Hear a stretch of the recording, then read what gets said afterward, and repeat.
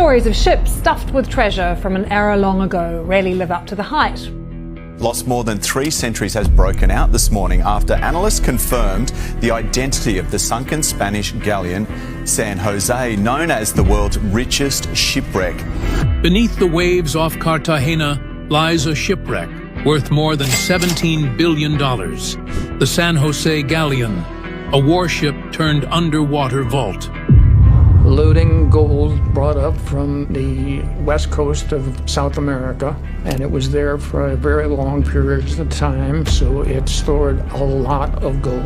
Loaded with gold, emeralds, and secrets of empire, its discovery has ignited lawsuits, legends, and whispers of hidden scrolls that could rewrite history. But there's a case, a treasure find off the coast of Colombia, a ship called the San Jose, and it speaks eloquently to what happens when governments. But the real shock isn't just the treasure or the politics.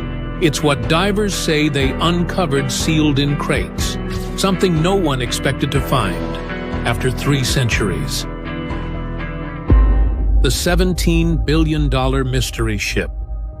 In the summer of 2023, Colombia confirmed what many thought was lost to legend. The San Jose galleon, the so-called Holy Grail of shipwrecks. Very close to the wreckage of the Spanish galleon San Jose, which historians described as the Holy Grail of shipwrecks. Was no longer a whisper on old maps. It was real, and it was loaded. Back in 1708, this Spanish warship exploded and vanished beneath the waves off Cartagena's coast, taking with it one of the largest treasure hauls in recorded history.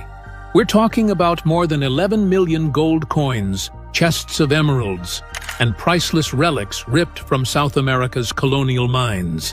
Today, the estimated value of what's down there? Over $17 billion. And that's without accounting for the historical artifacts. But this isn't just about treasure. The San Jose was a floating vault, packed with not just wealth, but war secrets, diplomatic orders, and encrypted messages meant for the Spanish crown. British intelligence at the time even believed it carried coded plans from France and Spain, outlining their next military campaign during the War of the Spanish Succession.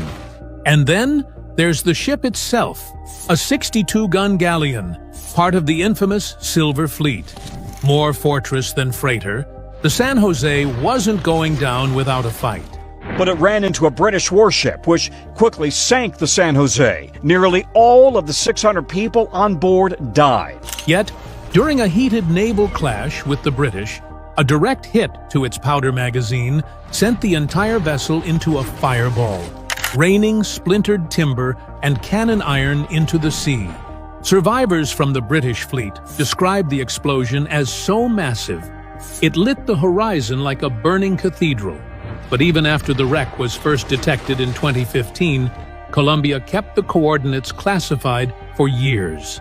Why the secrecy? Some suspect the government began extracting artifacts before the world caught wind. This coin here was made in Bogota, Colombia. So it's a Colombian gold.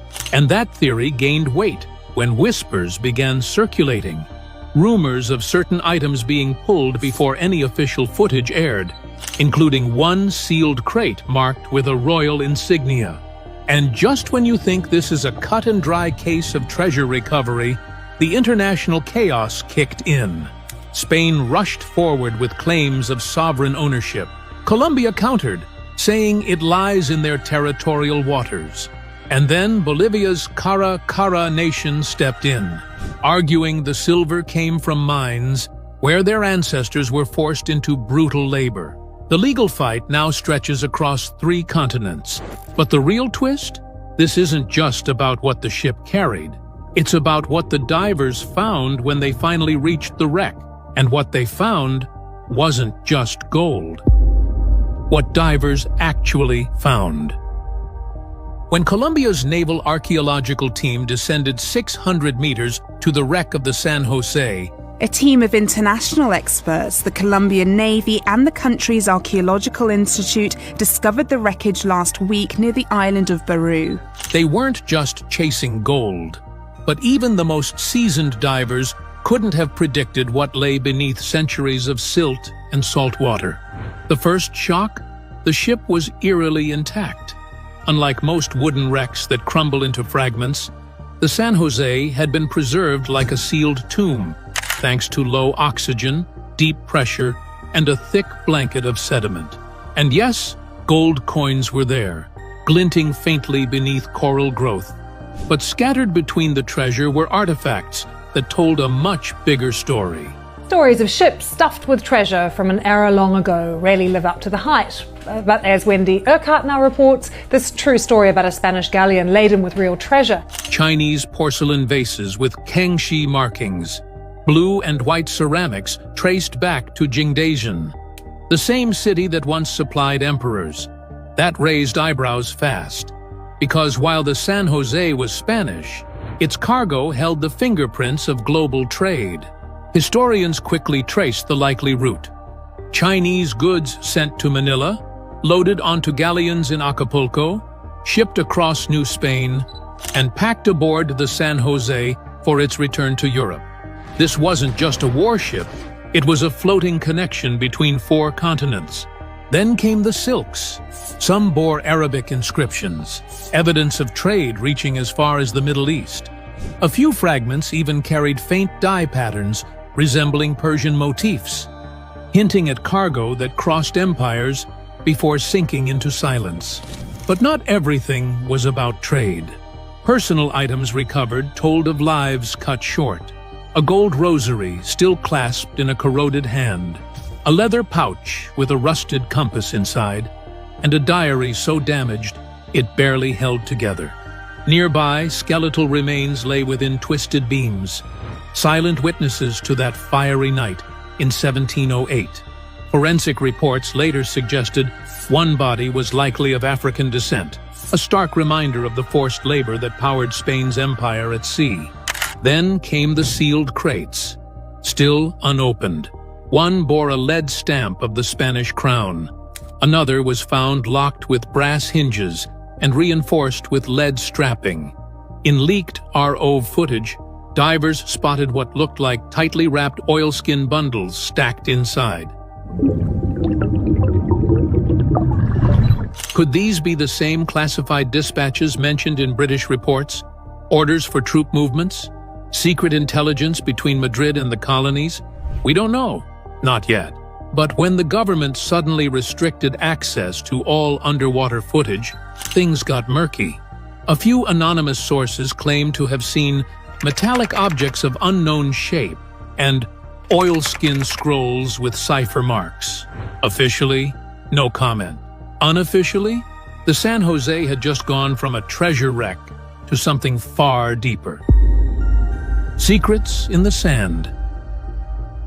Gold and porcelain were just the start. What really changed the story of the San Jose came from beneath the sand. The parts of the ship untouched by time, pressure, or even curious hands. Tucked deep within the ship's hull, past collapsed beams and sediment-choked passageways, were compartments that had never been opened. Hidden behind what appeared to be a secondary bulkhead, these sealed sections had remained undisturbed for over 3 centuries. Reinforced crates lined the space, wooden boxes rimmed with brass, astonishingly well preserved. Using a small submersible-mounted probe, the team scanned the area and made a disturbing discovery. Some crates triggered metal detectors, not for gold or silver, but for non-ferrous metals like lead or platinum. At exactly what was on board the San Jose, which was en route to Spain with a cargo of gold, silver and other priceless items. Unusual, considering these materials weren't typically listed on treasure manifests. And then, things got stranger. Among the crates, divers recovered several oilskin-wrapped scrolls. Most were too damaged to save, but a few had survived just enough to catch the attention of international analysts. Faint markings, strange symbols, and signature lines written in a cipher. Not just faded ink, but encrypted communication. Historians familiar with Spanish Crown military code believe these could be dispatches sent from New Spain to Madrid, never meant to fall into enemy hands. One deciphered fragment referenced El Norte Anglo, likely a nod to English forces operating in the Caribbean. That single phrase has ignited a new investigation in Spanish royal archives, with experts combing through 17th century intelligence records for a possible match. But it wasn't just the scrolls that raised questions. The entire area looked staged, crates stacked methodically, none waterlogged, some even sealed with wax.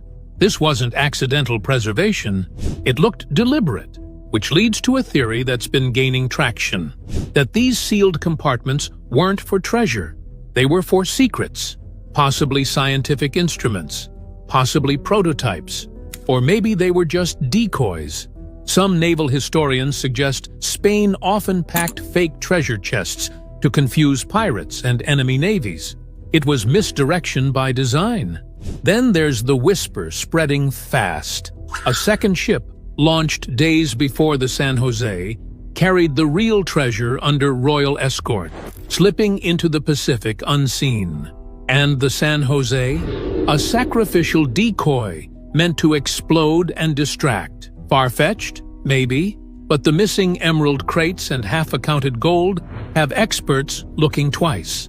Because if what's in those crates proves to be war plans, coded tech, or relics that rewrite the story of Spanish conquest, then the San Jose is more than a sunken galleon. It's a ticking time bomb of unfinished history, deep-sea technology that made it possible. If the San Jose was hiding secrets, it took some of the most advanced tech on Earth to even get close. 600 meters below the surface isn't just deep, it's crushing, pitch black, and dangerous. But that's exactly where the Colombian recovery team had to go. And what they brought with them? It was the kind of gear you'd expect on a space mission. The backbone of the entire operation was a fleet of Remus 6000 autonomous underwater vehicles, the same class of robot that helped locate Air France Flight 447. These machines don't need tethers or human pilots. I think the most challenging element was totally getting a full grasp of the spatial awareness that you need to be when you are subsea. They dive on their own, map everything with sonar, and can operate for days without surfacing. For the San Jose, they scanned every inch of the seafloor, generating high-resolution 3D models so precise that archaeologists could plan their moves before a single diver touched the wreck. But that was just the start. The team also used multispectral imaging, technology that captures different wavelengths of light, revealing materials invisible to the naked eye. That's how they spotted silk buried in silt. That's how they noticed scrolls that looked like shadows. Without this tech, half the discoveries would have been missed. One of the strangest findings came from this process. A cannon was found lying sideways beneath a collapsed section of deck. No battle damage, no signs of impact. Analysis showed the break came from inside the ship, hinting at something darker, an internal explosion. Possibly deliberate. A blast from the powder magazine.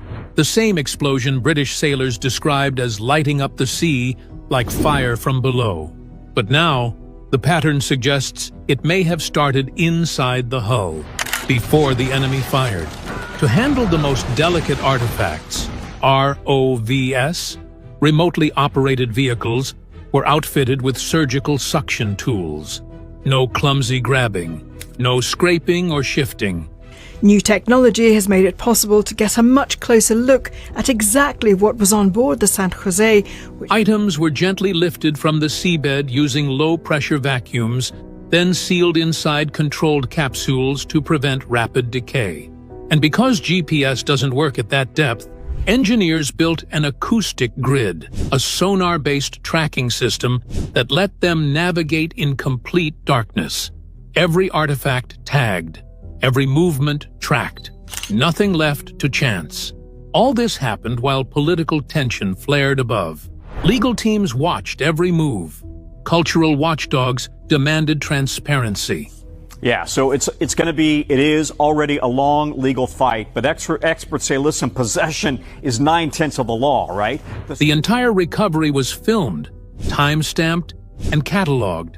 not just to protect history, but to prove that nothing was taken in secret. Now Colombia says it wants to turn the wreck into a virtual exhibit. Using the same tech that mapped the ship, they're building a VR experience that could let anyone walk through the sunken San Jose from their living room. But before that happens, one last question remains. Who actually owns what was found? Preservation, politics, and the public. The moment the San Jose became official, it stopped being just a wreck. It became a battlefield, not of cannon fire, but of lawyers, governments, and ancestral claims. Because pulling a ship out of the deep is one thing, deciding who gets to keep it, that's where things get messy. Colombia was quick to celebrate. The government unveiled blueprints for a massive maritime museum in Cartagena, featuring interactive exhibits, bronze cannon displays, and holograms of the ship in her prime. It was more than a plan. It was a declaration that this treasure belonged to them. But not everyone agreed. Spain fired back first. The identity of the sunken Spanish galleon San Jose, known as the world's richest shipwreck, citing international maritime law. Under the UNESCO Convention on the Protection of Underwater Cultural Heritage, sunken warships remain the property of their country of origin, unless formally abandoned. Spain says the San Jose was never abandoned. It was sunk in battle, and therefore still theirs. Then Bolivia entered the ring, specifically the Caracara people, descendants of those forced to mine the silver and gold loaded onto that ship. Their argument? The treasure wasn't Spanish. It was stolen from their land, their blood, their ancestors. And now, more than 3 centuries later, it should come home, not to Madrid or Bogota, but to the Andean highlands where it was ripped from the earth. And just when things couldn't get more tangled, an old name re-emerged. Sea Search Armada, a US-based treasure hunting firm that claims it actually found the wreck back in the 1980s. SSA says it signed a deal with Colombia's previous government, entitling it to 50% of the treasure. Colombia says the deal is null and void. The Colombian Navy has discovered 2 historical boats near the Caribbean port of Cartagena, very close to the wreckage of the Spanish galleon San Jose. And besides, they say SSA identified the wrong wreck. That standoff is still in court. Meanwhile, scientists are warning that all this legal drama is putting the wreck at risk. The longer things stay stalled, the higher the chance of damage, not just from nature, but from opportunists. UNESCO has already cautioned against moving any more items until the ownership disputes are resolved. And there's tension within Colombia too. Some view the San Jose as a national triumph. Others see it as a distraction, a shiny object in a country grappling with inequality, corruption, and more urgent needs. Every press release about gold coins is met with criticism. This coin here was made in Bogota, Colombia. So it's a Colombian gold. From citizens asking if they'll ever see that treasure benefit the people. Science, shipworms, and the race against time. For all the talk of gold and politics, the San Jose faces a quieter, deadlier enemy. Time itself. At 600 meters, the ship was shielded from many threats. But the moment recovery began, the clock started ticking. Expose ancient wood to air, and it dries, cracks, and crumbles. Lift metal from salt water, and corrosion speeds up. Even porcelain can fracture as salt crystals expand within its glaze. Every artifact pulled from the deep is in a race against invisible forces. Then there are the shipworms. Not worms at all, but tiny mollusks that eat wood. Normally, they thrive in shallower waters, but scientists have found evidence that climate change is pushing them deeper. If temperatures continue to rise, shipworms could eventually reach the San Jose's level, threatening the wreck itself before recovery is complete. To fight back, conservation labs in Bogota and Cartagena are experimenting with new preservation methods. One involves submerging artifacts in desalination baths for months, slowly drawing out salt. Another uses polyethylene glycol, the same chemical NASA once used to preserve spacecraft parts, to stabilize fragile wood. It's a painstaking process, but without it, centuries-old history could vanish in weeks. And there's a financial clock ticking too. Maintaining deep-sea operations, conservation labs, and security for the wreck costs millions every year. Colombia has quietly admitted that funding is stretched thin.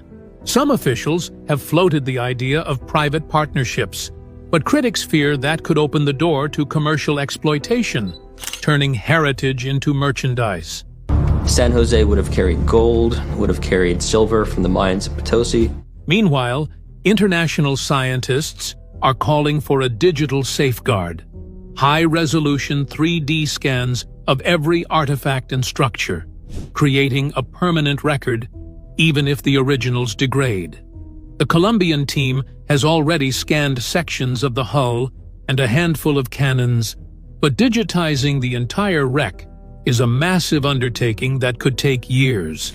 And as all of this unfolds, one sobering truth lingers.